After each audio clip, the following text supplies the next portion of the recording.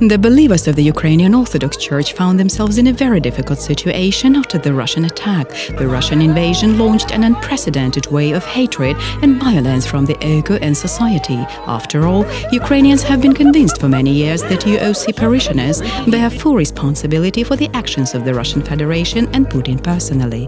Fuel was added to the fire by the full support of the war by the leadership of the Russian Church. Sergei Domenko takes advantage of the situation and seizes hundreds of churches of the UOC.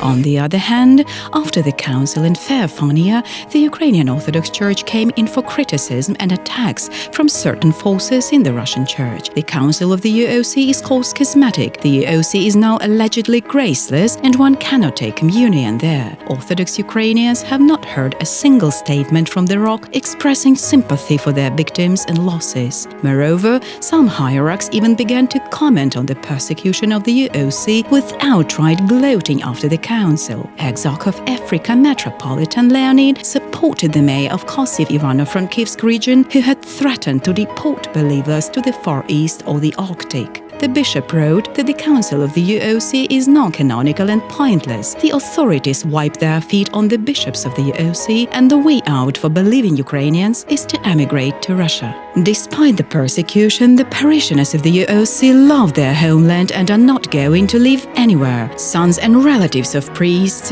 tens of thousands of parishioners are fighting in the armed forces of Ukraine. What should Ukrainian believers do when, on the one hand, their brothers and sons are killed at the front, and on the other hand, OKU members uniate and the authorities take away their temples? The famous Moscow priest and blogger Andrei Tkachov, who has millions of fans in the Russian Church, asks the question, well, really, what should an Orthodox Ukrainian do? But then he answers, pray for the victory of Russian weapons. It means the Russian Church offers Ukrainians to turn a blind eye to the thousands of dead and wounded, to their destroyed homes, ruined families, and become traitors to their homeland. But for what?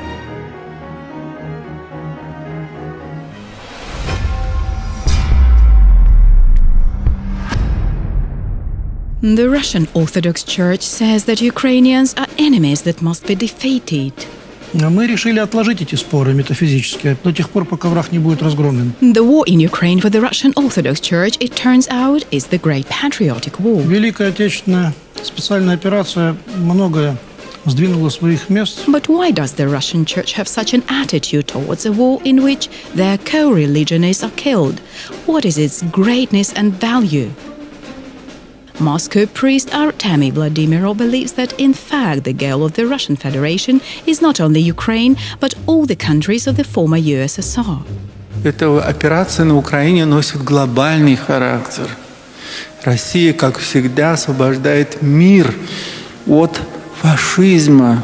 Будем надеяться, что в ближайшее время к нам присоединится Молдова, Казахстан, Украина несчастная, на подходе Грузия, отказавшаяся участвовать в санкциях. Ну а что будет с Прибалтикой, сами можете догадаться. In turn, Tkachov explains Father Artemy's idea. With the help of weapons, Russia is building a new empire in these territories, an Orthodox Empire at that. Нас ждут царские топонимы. Империя возрождается, ребятушки. Не Красная империя, а двуглавая, орлиная, православная, настоящая. Father Andrei is sure that orthodoxy should become an ideological core of this empire. Поскольку Христос царствует над всеми, и мы верим в Него, то со временем, если мы эту веру дадим ей войти во все поры нашего общества, мы будем настоящей монархией. Мы нуждаемся в монархии, поскольку у нас душа просит православного царя. И тогда все выстроится уже в естественную природную структуру. А с этой демократией, эта фигня, когда происходит. Consequently, Father Andrei believes that the war in Ukraine is a step towards some higher metaphysical goal, the revival of the Orthodox Empire, headed by an Orthodox monarch.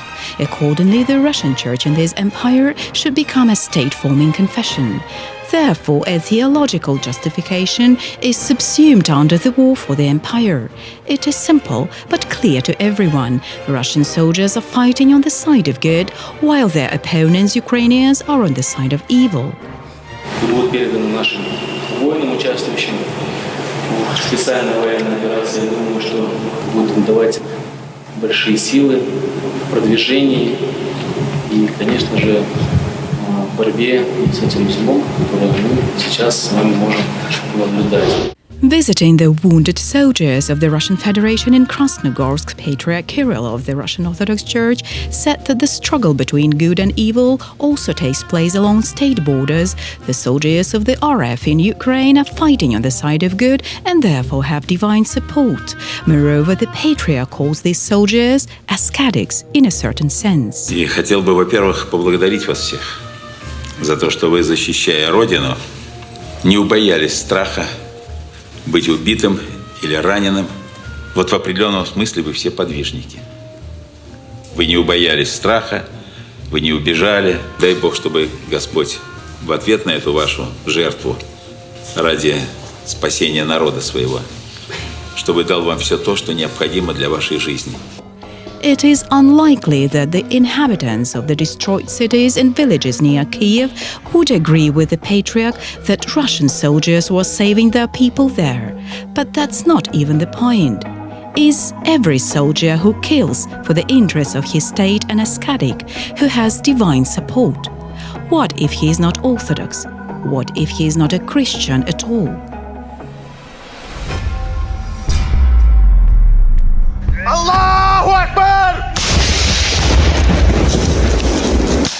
Allahu Akbar! Allahu Akbar! Allahu Akbar! Allahu Akbar! Allahu Akbar! Ахмад Сива, Аллаху Акбар. Победа за нами! Наши братья, они прежде всего защищают ислам. Они защищают ценности. Они защищают величие Всевышнего. С начала специальной военной операции из Чеченской республики по зову сердца настоящие патриоты России, как братья, как истинные муджахиды, как воины Аллаха, как патриоты России встретились здесь. Ахмад! Аллаху Акбар! Dauda says that for his soldiers, the massacre in Ukraine is jihad, that is, a holy war against the infidels. Moreover, if Putin orders, they will reach Berlin. The Muslims of Russia are ready to build their own Russian empire, but obviously not Orthodox. And the usual facts say they have no less odds of success than the Rock. There are more than 25 million Muslims in Russia, and their number is growing dynamically due to the high birth rate. There are almost no so-called believers in the soul in Islam, like in Orthodox. The overwhelming majority prays regularly and attends worship services. In 2022, more than 260,000 Muslims came to mosques in Moscow for the Eid al-Adha holiday. At the same time, only 150,000 believers of the Rock celebrated Christmas in Moscow churches. Yet this is the capital of an Orthodox state. Statisticians say there are now more practicing Muslim believers in the Russian Federation than Orthodox Christians, and this gap will only increase over the years. Grand Mufti of Russia Talgat Tajubin, like Patriarch Kirill, also fully supports the war in Ukraine.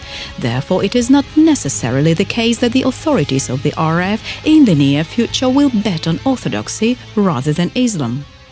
Nevertheless, is it worth it for the Orthodox Church to fight Muslims for the likes of the authorities? After all, the massacre in Ukraine is not holy, not great and not patriotic, nor is it a battle between good and evil. This is an ordinary war of one state against another for the sake of state interests, the war of which there have been hundreds and thousands in the history of humanity.